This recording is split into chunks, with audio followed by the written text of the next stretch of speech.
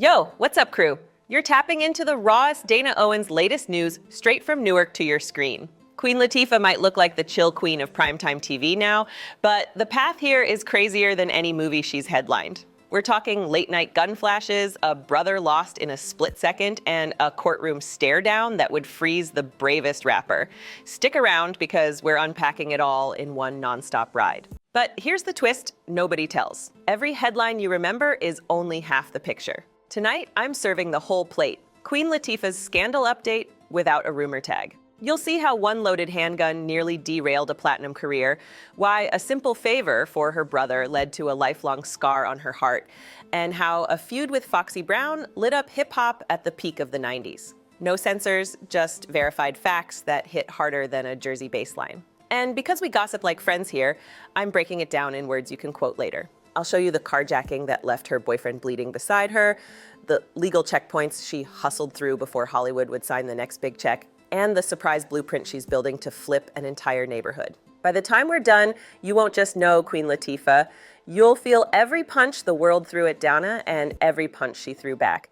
So grab a snack, drop your hottest prediction in the comments, and keep count of the facts you never heard before. Ready to roll? Let's launch straight into the story that proves the queen can't be dethroned by tragedy, scandal, or anyone who underestimates a girl from New Jersey. The timeline of Queen Latifah starts right here, right now. Brace yourself, let's go. Dana Elaine Owens came into the world on March 18, 1970 in Newark, New Jersey, and the welcome committee was poverty, peeling paint, and a city still healing from riots. Her parents, Rita the schoolteacher and Lancelot the police officer fresh off Vietnam duty, did everything they could, but the bills always beat the paychecks. At 8, Dana watched them split, saw her dad's suitcase roll down the hall, and learned that grown-up promises can snap under war scars and addiction.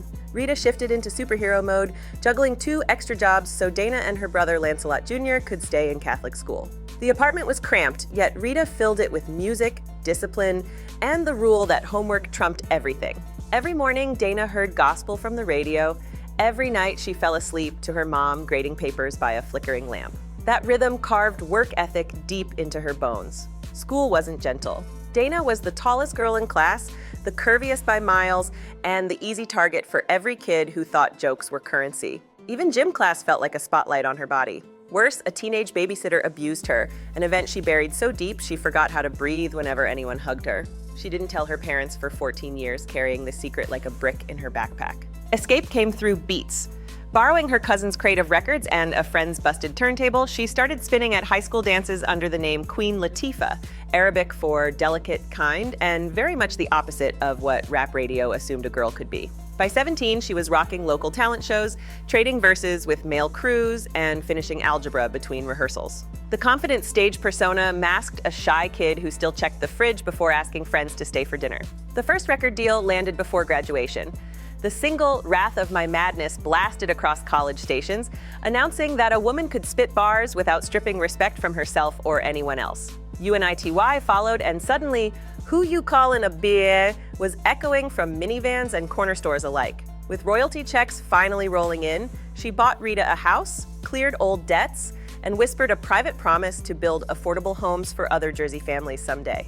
Next step came fast, a role on Living Single, filmed in Los Angeles, yet carrying Newark pride into millions of living rooms. Producers pressed the cast to slim down, but Queen Latifah pushed back, telling them real women have hips and opinions. Offset, she studied scripts. On lunch breaks, she scribbled rhymes, and every paycheck helped prop up relatives still hustling back east. By the early 90s, the Queen's crown felt solid, but a storm was already forming just past the stage lights. She had money, fame, and the weight of untold pain humming beneath every cheerful interview, ready to erupt when tragedy struck soon. Tragedy bulldozed the Owens household on March 2nd, 1992. Lancelot Junior, the goofy big brother who taught Dana jump shots and scratch patterns, roared down the street on a brand new Kawasaki she had surprised him with. Minutes later, the bike skidded, hit a guardrail, and flipped. He died instantly at 23, and Queen Latifah's spirit seemed to flatline with him. She blamed herself for buying the bike, replayed the accident in nightmares, and nearly quit music altogether. Convinced success had cost her the person who mattered most. Grief morphed into dark habits. Queen Latifah woke up angry at God, then poured that anger into oversized cups of cognac that blurred studio sessions and numbed interviews. Friends saw her laughing on set, unaware she went home to curtains drawn at noon. She lost grip strength from stress, failed to remember lyrics she had written the day before, and honestly wondered if she was slipping into madness. The only thing louder than depression was Rita's voice reminding her that their family was built to fight. 3 years later, danger jumped from inner demons to a real gun barrel. December 28, 1995. Latifah, boyfriend and bodyguard. Sean Moon and friend Lynn pulled up to an Atlanta club in her luxury BMW. 2 armed men yanked open the doors. Sean tried to shield her and took a close-range bullet to the abdomen. The thieves sped off in the car while Queen Latifah hailed a taxi, pressed her hands over Sean's wound, and raced to the hospital. Surgeons saved him, but the Queen's faith in nighttime safety was gone forever. The case hit court in 1996. Latifah testified, staring down Ricardo Rodriguez, the man she said fired the gun. Her calm description helped convict him and his partner. 18 years behind bars sounded like justice, yet she still double-checked locks every night. Riding through New Jersey traffic, she would flinch at motorcycle engines because they echoed her brother's crash and the getaway vehicle all at once. Trauma was piling up like unpaid bills. That same year, police lights flashed in her rear view. Officers searched her car and found a loaded .40 caliber handgun plus a small bag of marijuana. Headlines screamed, "Rapper arrested," but Latifah barely blinked. She paid the $810 fine for carrying without a license and kept the weapon, arguing that a woman navigating late shows deserved protection. Critics called it reckless, yet she knew firsthand what can happen on a quiet street at midnight. Studio drama soon matched street danger. On the Set It Off soundtrack, Latifah recorded Name Callin', throwing lyrical elbows at Foxy Brown over claims of stage show disrespect. Foxy fired back with 10% diss, jabbing at Latifah's sexuality and weight. The Queen responded with Name Callin' Part 2, dismissing skimpy costumes and daring Foxy to bring real bars. The feud fizzled by 2000 when Brown appeared on The Queen Latifah Show. But for a hot minute, hip-hop radio was a battlefield. Reinvention came with Hollywood's glow, yet risky choices lingered.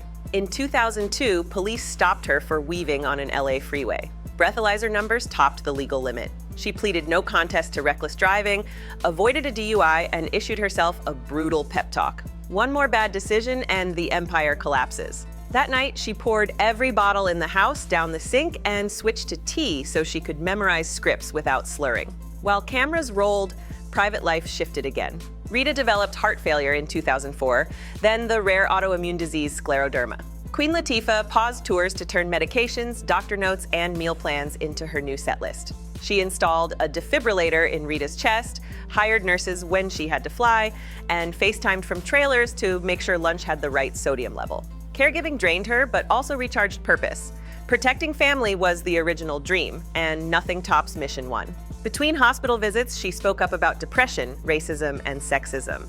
She told college crowds that therapy is strength, not weakness, and that Black women deserve the same space to heal as anybody. Corporate sponsors watched, and soon she was headlining mental health campaigns. Every confession about that old cognac haze turned into another viewer's permission slip to ask for help. 2021 delivered another blow that barely hit tabloids. According to a civil lawsuit, one of her beloved dogs was fatally mauled while attending trainer Cesar Millan's dog psychology class.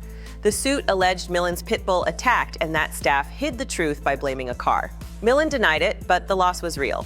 Latifah buried the pet beside others in her New Jersey backyard, planting hydrangeas because her mom loved the blooms. Months later, her longtime friend Michael K. Williams was found dead in Brooklyn. Back when she was 16, Williams had told her success could be real. Now she stood by his casket, proving him right. She posted a single line: "Your heart was huge." That was it. No think pieces, no cameras, just respect. Money never distracted her from Newark loyalty. Construction cranes now hover over a $14 million housing development she is funding on Springfield Avenue.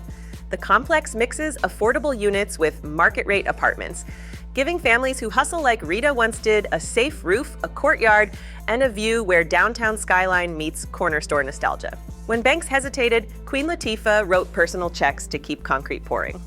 She also founded the Queen Collective with Tribeca and Procter & Gamble, financing short films by women of color who rarely get budgets. Each premiere adds a new director to Hollywood's contact list and pays forward the day Tommy Boy Records bet on a teenage girl with a cassette demo. Yet every taxi driver who speeds past her to pick up a white passenger reminds her the fight is far from finished. She still confronts executives who suggest smaller clothing sizes or safer storylines. Her answer is always the same: I rap, act, invest, and build. That's the agenda. Today, Queen Latifah holds an Oscar nomination, a Grammy, an Emmy, and the first Black woman lead in a network action series. She rides motorcycles again, scar gleaming on her forehead, no helmet hiding it. She signs autographs with one hand while texting Rita's old friends with the other. Every trophy sits next to a framed photo of her brother, reminding her that the crown was forged from the heaviest losses, and she wears it anyway. Finances grew as fast as the legend. By 2006, her endorsement list read like a shopping mall directory: CoverGirl, Pizza Hut, Jenny Craig, and every check carried the same signature affirmation: wealth is a tool. She paid college tuition for cousins, wrote silent grants for Newark arts programs, and funded therapy sessions for assault survivors who slid DMs describing pain she knew firsthand. Accountants advised her to slow the charity, but she reminded them money only works when it moves. Hollywood kept asking her to shrink. Stylists offered crash diets and strategic camera angles. Instead, she founded her own production company, Flavor Unit, so she could greenlight roles where a plus-size Black woman saves the day without punching down on herself. The movie Last Holiday showed her skiing, flirting, and wearing red gowns that dared designers to update their size charts. Teen viewers finally saw a heroine who looked like their aunties, and that was the point.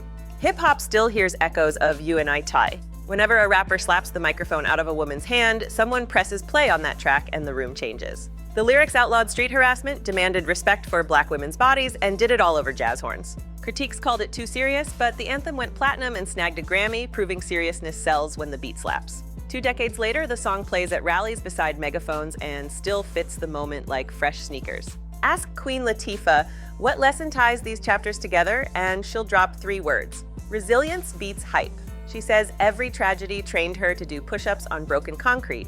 Every courtroom day sharpened her focus. Every sexist snub reminded her that crowns shine brighter against cheap shadows. And that's the blueprint she hands back to the streets. Lose a round, study the tape, come back louder. If the queen can do it, so can the kingdom watching tonight. She even breaks it down in numbers: 2 parents, 1 divorce, countless bullies, 1 brother lost, 1 mother saved for 14 extra years, 3 major arrests dodged, 0 apologies for living large, and 9 lives left to spend. That scoreboard proves surviving isn't luck, it's math powered by will. The next chapter, she teases, includes an animated series, a Newark tech hub, and maybe, just maybe, a return to the mic soon. Watching these events line up feels like studying a crash course in cause and effect. The motorcycle gift shows how love can boomerang when speed and youth collide. That single purchase rewired Queen Latifah's decision-making forever. From then on, she double-checked every choice, every contract, every mile per hour. The direct fallout was brutal guilt, but the long-term gain was laser focus. You can trace her empire back to that one mistake because it forced her to plan 15 moves ahead. The gun possession charge is another perfect example. People tagged it reckless, yet the courtroom record shows no bullet fired, no bystander harmed. Instead, the incident hardened her stance on personal safety.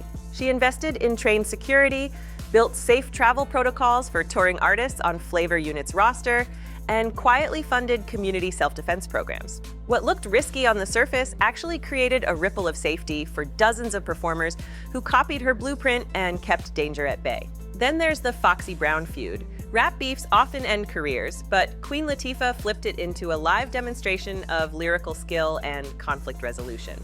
She went bar for bar, kept it on wax, then shook hands on national television. The direct fallout? Respect from artists who realized you could stand your ground without sliding into violence. That moment still sits in hip-hop history books as proof that competition and growth can share the same stage. Her reckless driving citation might seem minor compared to shootings and lawsuits, yet it was the pivot that nudged her toward sobriety. Removing alcohol cleared her mind and multiplied productivity on set. Fans saw the glam red carpet gowns. Accountants saw profits rise because late fees and missed calls disappeared. The fallout of one police stop became a financial shift that bankrolled future films and real estate deals. Small corrections can cash big checks. Finally, caregiving for Rita rewired her definition of success. Box office numbers felt meaningless if she couldn't hear her mom laugh on the post-op recovery couch. That perspective pours into every project now. Films, housing, music, each one aimed at extending someone else's heartbeat. That's the unseen fallout of 14 years beside hospital monitors, a business model that measures wins in lives improved, not just units moved. One thread ties every fallout together. Queen Latifah never lets a loss sit idle. She mines each setback like gold, melts it down, and molds a new tool. That is the playbook I want you to hijack tonight. When your budget explodes, ask how to rebuild better. When your friend betrays you, study the motive so you can spot it early next time. Dana Owens proved that pain is currency, provided you spend it on progress. So as you drop comments below, think about the moment that flipped your own life script. Share it, own it, and watch a community form around lessons the world can't unlearn right there after the premiere. Hidden detail number 1. Queen Latifah sports a tiny forehead scar that makeup crews beg to airbrush. She got it at 3, tripping over a phone cord and smacking a bathroom wall. 2 stitches later, she refused bandages because, as toddler Dana announced, scabs look cool. Decades later, directors still ask if she wants it covered, and she keeps saying no. The scar reminds her never to erase authentic stories, even the painful ones, because real sells longer than perfect. Second nugget. In high school, she ran the girls' basketball team offense as starting power forward. Even at 5'10", she was often the tallest on court. The team bus played her demo tapes for pregame hype, turning warm-ups into the earliest Queen Latifah concerts. Her crossover dribble wasn't bad either. She once scored 30 points against a rival squad that trash-talked her weight. The scoreboard and the mixtape both shut that down. Third surprise, the bike that took her brother's life wasn't the only gift she splurged on. Weeks earlier, she had bought Rita a stackable washer-dryer and installation tools so her mom could stop schlepping laundry to the basement. After the accident, Dana kept the tools in a box marked "Finish the job," then installed the unit herself once the funeral ended. That small victory kept her from drowning in guilt. Fourth gem, Flavor Unit, the company she co-owns, started as a rap crew, morphed into a management firm, and now licenses content to Netflix, BET, and HBO. The office fridge is still stocked with Pepsi and peanut butter crackers, a homage to the cheap studio snacks they survived on in '89. Employees joke that if the crackers disappear, the Queen knows someone stayed late chasing a deadline. Final fact. Queen Latifah's dream housing project in Newark includes a rooftop garden designed to reflect her mother's backyard herb patch. Basil, mint, rosemary, and collard greens will grow in raised beds painted the same teal as Rita's old kitchen. Residents get first pick for dinner. Leftovers head to a soup kitchen 2 blocks away. That garden means every meal served on that roof carries Rita's flavor and Dana's mission at once. Here's a sound studio secret. During the recording of You and I, Tiwi, she wore the same pair of black combat boots every day for luck. Years later, they appeared in the Smithsonian hip-hop exhibit. She jokes they still smell like Ambition and city buses. Crew members say she tapped the metal eyelets like a hi-hat between takes, and some of those taps accidentally bled into the final drum track. And one extra bonus, Dana collects vintage lunchboxes. The collection started with a Wonder Woman tin found at a flea market. Now the shelves feature everyone from Fat Albert to Darth Vader. Each box represents a different hustle: music, acting, producing, philanthropy, you name it. When fresh talent visits her office, she points to the empty spots and says, "Claim one, then earn your art on the shelf." Collect them all, she dares visitors. You just rode through decades of grit and glory, all stamped with the royal seal of Queen Latifah. We covered every sharp corner, from that motorcycle tragedy to Queen Latifah's scandal update in court, from a parking lot gunshot to rooftop collard greens, and the common thread is simple. Dana Owens turns every setback into a blueprint. If you've ever wondered how to flip pain into power, rewind this video, take notes, and remember that the playbook is free. Now it's your turn. What part of this saga hit you the hardest? Was it the brother she lost, the feud she settled, or the housing project she's building brick by brick? Smash those thoughts into the comments, share a line that sparks someone else's grind, and tag a friend who needs this dose of real talk. Tap like so the algorithm knows we're alive, crush subscribe so you never miss another drop of Dana Owens' latest news, and ring that bell because the next upload lands sooner than you think. Drop a crown emoji if you're claiming your own throne tonight, and I'll meet you in the replies right there after the premiere.